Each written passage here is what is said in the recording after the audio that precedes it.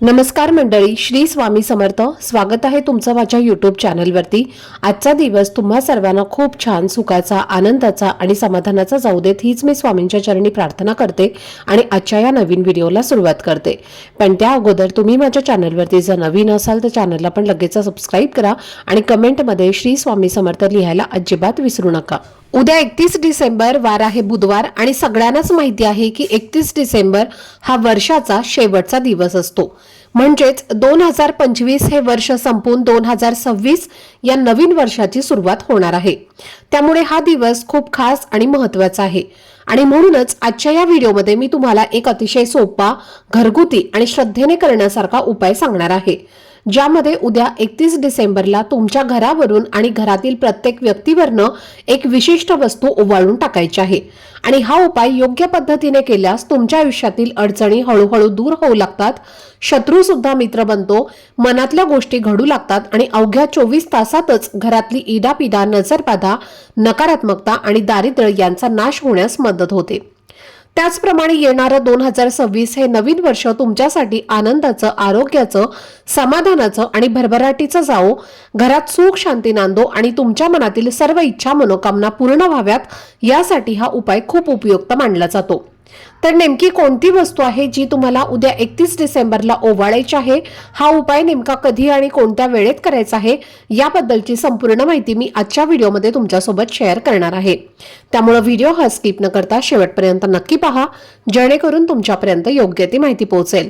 आणि तुम्ही माझ्या चॅनलवरती जर नवीन असाल तर चॅनलला पण लगेच सबस्क्राईब करा आणि बेल आयकॉनला पण प्रेस करा, म्हणजे मी जेव्हा कधीही नवीन व्हिडिओज अपलोड करेन त्याचं नोटिफिकेशन सर्वात आधी तुम्हाला मिळेल आणि तुमचा एकही व्हिडिओ हा मिस होणार नाही. उद्या 31 डिसेंबरला बुधवारीच हा उपाय तुम्हाला करायचा आहे. तर तुम्हाला उद्या सकाळी उठल्यानंतर, दुपारी, संध्याकाळी किंवा तुम्ही उद्या अगदी रात्री 12 वाजेपर्यंत सुद्धा ज्या वेळेत तुम्हाला सोयीस्कर वाटेल तेव्हा हा उपाय तुम्ही नक्की करू शकता. फक्त तो बुधवार तुम्हाला 31 डिसेंबर या दिवशीच हा उपाय तुम्हाला करायचा आहे, कारण हा वर्षाचा शेवटचा दिवस असल्यामुळे या उपायाला विशेष महत्त्व आहे. जो उपाय तुमच्यासोबत मी शेअर करणार आहे तर हा उपाय अतिशय प्रभावी आहे, श्रद्धेने करण्यासारखा आणि घरात सहज करता येणारा उपाय आहे. आणि जर तो आपण उद्या 31 डिसेंबरला आपल्या घरात मनापासून केला तर आपल्या घरात साठलेली इडापिडा, नकारात्मकता, नजरबाधा, शत्रूंचा किंवा सतत जाणवणारी अस्वस्थता हळूहळू कमी होऊ लागते, अशी भक्तांची श्रद्धा आहे. येणारं नवीन वर्ष प्रत्येकासाठी आनंदाचं, सुखाचं आणि समाधानाचं जावो, हीच आपल्या सगळ्यांची इच्छा असते. आणि म्हणूनच नवीन वर्षाच्या पहिल्या दिवशी आपण एकमेकांना हॅपी न्यू इयर असं शुभेच्छा देत असतो, कारण आपल्या मनात मनापासून हीच भावना असते की समोरच्यांचं सुद्धा नवीन वर्ष आनंदात जावं आणि आपलंही आयुष्य सुखात पुढे जावं. तर आता काही जण असं म्हणतात की मराठी कॅलेंडरनुसार गुढीपाडव्यापासून नवीन वर्ष सुरू होतं आणि ते अगदी बरोबर सुद्धा आहे. पण तरी सुद्धा इंग्रजी कॅलेंडरनुसार येणाऱ्या या महिन्यांनाही आपल्या आयुष्यामध्ये खूप जास्त महत्त्व आहे, कारण नोकरी, व्यवसाय, शिक्षण, आर्थिक गोष्टी आणि बऱ्याच योजना या सगळ्या कॅलेंडरवरती अवलंबून असतात. आणि म्हणूनच वर्षाच्या शेवटच्या दिवशी हा एक खास आणि प्रभावी उपाय करणं खूप महत्त्वाचं मानलं जातं. हा उपाय केल्यामुळे जर तुमच्या घराला कोणाची वाईट नजर लागलेली असेल, घरात काही दोष असतील, नकारात्मक ऊर्जा साठलेली असेल, सतत अडचणी येत असतील किंवा दारिद्र्याची छाया तुमच्या घरावरती जाणवत असेल, तर अशा सगळ्या गोष्टी हळूहळू घराबाहेर जाण्यामध्ये मदत होते. आणि जेव्हा वाईट गोष्टी घराबाहेर जातात तेव्हाच घरामध्ये चांगल्या गोष्टी, सकारात्मक ऊर्जा आणि शांतता निर्माण होते, ज्यामुळे घरात आनंदाचं, समाधानाचं वातावरण तयार होतं. मागच्या वर्षी सुद्धा अनेक भाविकांनी हा उपाय श्रद्धेने केला होता आणि त्यांना त्याचा चांगला अनुभव आलेला आहे.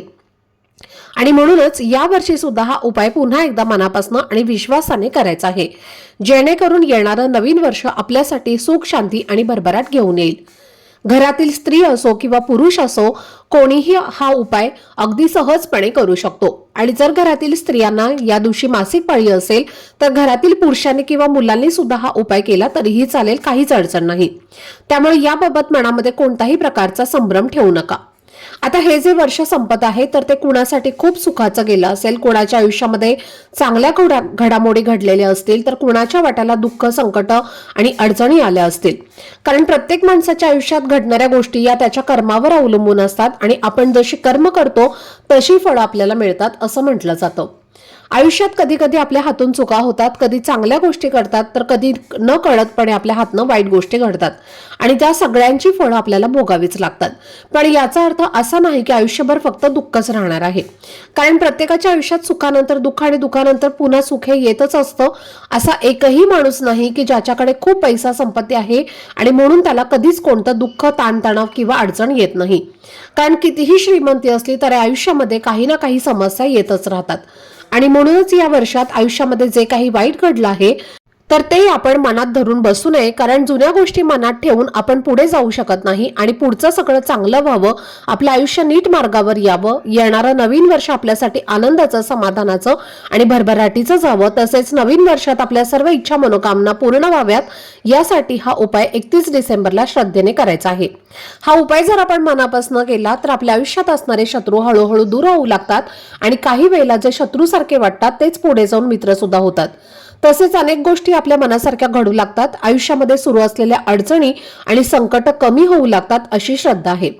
बरेच वेळेला आपल्या घराच्या आसपासच जळाऊ प्रवृत्तीची लोक असतात, जे आपल्या समोर खूप गोड बोलतात, चांगलं वागतात, पण मनात मात्र त्यांच्या आपल्याबद्दल वाईट भावना असते आणि अशा लोकांची वाईट नजर आपल्या घराला आणि घरातील व्यक्तींना लागते, ज्यामुळे घरात अडचणी निर्माण होतात, प्रगती थांबलेली वाटते आणि मनाला अस्वस्थता येते. आणि म्हणूनच या सगळ्या नकारात्मक गोष्टी दूर करण्यासाठी हा उपाय नक्की करा. आता हा उपाय करण्यासाठी तुम्हाला नारळ लागणार आहे. आता तुमच्या घरात जर 3 व्यक्ती असतील तर तुम्हाला प्रत्येक व्यक्तीसाठी वेगळं वेगळं नारळ लागणार आहे. 3 व्यक्ती असतील तर 3 नारळ घ्यायचा आहे, 4 व्यक्ती असतील तर 4 नारळ घ्यायचा आहे आणि एक चौथा नारळ हा आपल्याला आपल्या घरासाठी घ्यायचा आहे आणि म्हणून तुम्हाला असे 4 नारळ घ्यायचे आहेत. तुमच्या घरामध्ये जेवढे सदस्य आहेत तेवढे नारळ तुम्हाला घ्यायचे आहेत आणि एक एक्स्ट्रा नारळ हा तुम्हाला तुमच्या घरासाठी आणायचा आहे.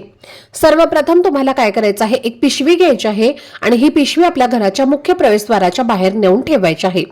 त्यानंतर एक नारळ हा आपल्या हातात घ्यायचा आहे. नारळाची शेंडी ही समोरच्या दिशेला असेल अशा पद्धतीने हा नारळ तुम्हाला तुमच्या हातामध्ये घ्यायचा आहे आणि त्यानंतर आपल्या घरातल्या एका व्यक्तीला आपल्या समोर उभं करायचं आहे किंवा बसवायचं आहे आणि त्यानंतर हा नारळ आपल्या दोन्ही हातामध्ये घेऊन घड्याळाचा काटा ज्या प्रकारे फिरतो त्या प्रकारे 7 वेळेला तुम्हाला ओवाळून घ्यायचा आहे, म्हणजेच उतरवून घ्यायचा आहे आणि त्यानंतर तो नारळ तसाच घराच्या बाहेर जी आपण पिशवी ठेवलेली आहे त्या पिशवीमध्ये टाकून द्यायचा आहे.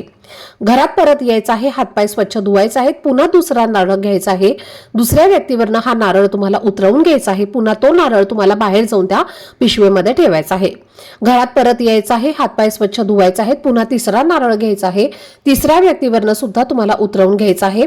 मुलं असतील तर मुलांवरनं सुद्धा हा नारळ तुम्हाला उतरवून घ्यायचा आहे आणि त्यानंतर तुम्हाला काय करायचं आहे तर शेवटी जो नारळ असणार आहे तर तो नारळ तुम्हाला घ्यायचा आहे आणि आपल्या घराच्या मुख्य प्रवेशद्वाराच्या बाहेर उभं राहायचं आहे आणि आपल्या घराच्या मुख्य प्रवेशद्वारावरनं सुद्धा तुम्हाला 7 वेळेला क्लॉकवाईज म्हणजे घड्याळाचा काटा ज्या पद्धतीने फिरतो त्या पद्धतीने तुम्हाला हा नारळ 7 वेळेला ओवाळून घ्यायचा आहे आणि पुन्हा बाहेर जाऊन पिशवीमध्ये टाकायचं आहे. त्यानंतर ही पिशवी तुम्हाला घराच्या बाहेर घेऊन जायचं आहे, दूर घेऊन जायचं आहे, जिथे कोणी येणार नाही किंवा ते नारळच आहे तर ते कोणी खाणार नाही, अशा पद्धतीने तुम्हाला ते नारळ टाकून द्यायचे आहेत आणि शक्य असेल तर एक खड्डा करून तुम्ही पुरून टाका, म्हणजे कोणी खाणार नाही. आणि आपल्या घरातल्या सदस्यांनी सुद्धा हे नारळ अजिबात खायचं नाही. त्यामध्ये एक प्रकारची नकारात्मक ऊर्जा असते आणि नारळामध्ये जे पाणी असतं तर ते आपल्या घरातील सर्व नकारात्मक ऊर्जा, आपल्या घरातल्या व्यक्तींमध्ये जी काही नकारात्मक ऊर्जा असेल तर ते आकर्षित करण्याचं काम करत असतं. म्हणून असे उतारायचे आहेत तर ते तुम्हाला उद्या 31 डिसेंबरला आपल्या घरावरनं आणि आपल्या घरातल्या प्रत्येक व्यक्तीवरनं तुम्हाला करायचं आहेत. तुमच्या घरातल्या स्त्रियांना मासिक धर्म असेल तर पुरुषांनी हा उपाय केला तरी सुद्धा चालेल. फक्त नारळ उतरवत असताना ज्या व्यक्तीवरनं आपण हा उपाय करत आहोत त्या व्यक्तीचं तोंड दक्षिण दिशेला येणार नाही याची तुम्हाला विशेष काळजी घ्यायची आहे. आणि हा असा एक छोटासा उपाय तुम्हाला उद्या दिवसभरामध्ये अगदी रात्री 12 वाजेपर्यंत सुद्धा तुम्ही कधीही करू शकता. आता बऱ्याच जणांना असं वाटतं की नारळ खूप महाग आहे, पण हा उपाय सुद्धा तितकाच महत्वाचा आहे. आपण इतर ठिकाणी भरपूर पैसे खर्च करतो, पण आपल्या कुटुंबासाठी आणि आपल्या घरासाठी आपण एवढं नक्कीच करू शकतो. तर अतिशय सात्विक असा हा उपाय आहे, त्यामुळे तुम्ही तो नक्की करा. आपल्या स्वामींच्या केंद्रामध्ये सुद्धा सांगितला गेलेला हा उपाय असल्यामुळे प्रत्येकाने उद्या 31 डिसेंबरला आवर्जून न चुकता करायचा आहे. आता हे नारळ तुम्ही बाहेर टाकून आल्यानंतर घरी यायचं आहे, स्वच्छ हातपाय तुम्हाला धुवायचे आहेत आणि स्वामींना नमस्कार करायचा आहे. आहे, मुद्रा करायची आहे, कुलदेवीला तुम्हाला नमस्कार करायचा आहे आणि सांगायचं आहे की हे देवा, माझ्या घरातल्या लोकांना कोणाची नजर लागली असेल तर ती जाऊ द्या, वाईट कृत्य आमच्याकडनं जर काही घडलं असेल तर त्याची क्षमा प्रार्थना तुम्हाला करायची आहे. तुमच्याकडनं काही चुकलं असेल तर ते सुद्धा तुम्हाला सांगायचं आहे, माफी मागायची आहे. आणि चुका या प्रत्येक व्यक्तीकडनं होतातच. माझ्यापासून तुमच्यापर्यंत कोणताही माणूस हा 100% कधीही परफेक्ट नसतो. त्यामुळे चूक झाली असेल तर त्याची माफी सुद्धा तुम्हाला मागायची आहे आणि असा हा उतारा केल्यामुळे घरातली नकारात्मक ऊर्जा ही घरातनं बाहेर जाते. तर अशा प्रकारे तुम्ही उद्या बघा हा उपाय जो आहे तर तो करायचा आहे. कारण आपल्या घरामध्ये असणारी नकारात्मकता, इडापिडा ही याच वर्षी आपल्या घरातनं बाहेर गेली पाहिजे आणि येणारं नवीन वर्ष हे आपल्याला सुखमय, आनंद जाईल आणि नवीन वर्ष हे सुखा समाधानाचं आणि भरभराटीचं जाईल.